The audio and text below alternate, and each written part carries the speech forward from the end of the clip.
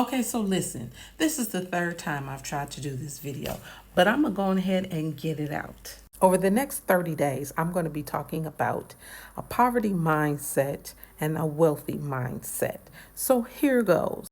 Poverty taught us survival, but wealth teaches stewardship for many Christian women, especially those whose families have lived with generational lack.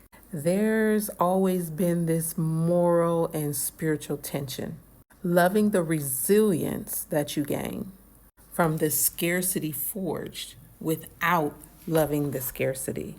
But sometimes we get stuck in that poverty. We get stuck in that resilience and we forego the wealthy mindset. Well, we're going to change that over the next 30 days. I'm not making any promises, but what I'm saying is we are going to be aware of what a poverty mindset is so that we can get rid of it and take on a wealthy mindset. And if you're wondering why I'm looking like this, is because I've been at work all day. I worked on my business and then I went to prayer, and now I am keeping a promise to myself to do this video.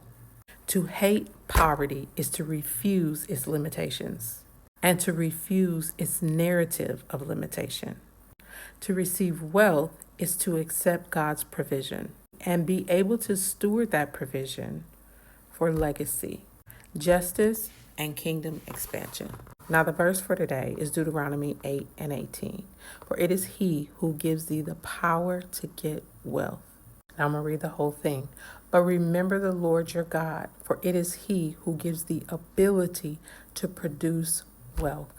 And the saying that I have that goes along with that, the sticky saying is, God gave me the power, now I must activate it.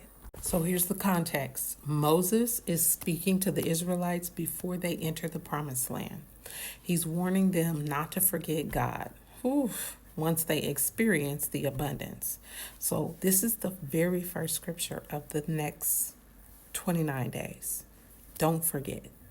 The theme, the chapter emphasizes humility, obedience, and remembrance. God is preparing them for prosperity, but he wants their hearts to stay aligned. If you don't hear anything else I say tonight, my prayer for me and you is that our hearts stay aligned no matter how God blesses us. The warning verses 11 through 17 caution against pride and spiritual amnesia. Don't forget God when he blesses you, okay? This is our first lesson about wealth tonight. A part of those verses say, you may say to yourself, my power and strength of my hands have produced this wealth for me. No, it has not.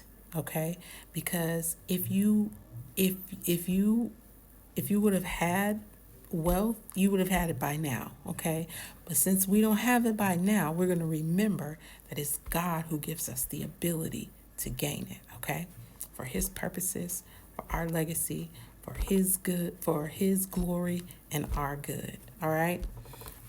So God flips the mindset of his people before they enter the promised land. That God is the source, not our hustle. So we're going to align with that. God is our source, not our hustle. We can keep our hustle, okay? Just like I just said, when I got off work, I started working on my business. Start working on my coaching business, all right? But I realized God is my source, my business partner, my CEO, not my hustle, okay? So that's our first message for tonight. I will see you tomorrow. I don't know how far this video is going to go, but it's going out to people like me, women of faith, Christian women who have come so far in their journey. We are blessed. We have more than enough, but we are getting rid of these mindsets that are hindering us from our next place in God, from being distribution centers, not terminals. I'll talk to you soon.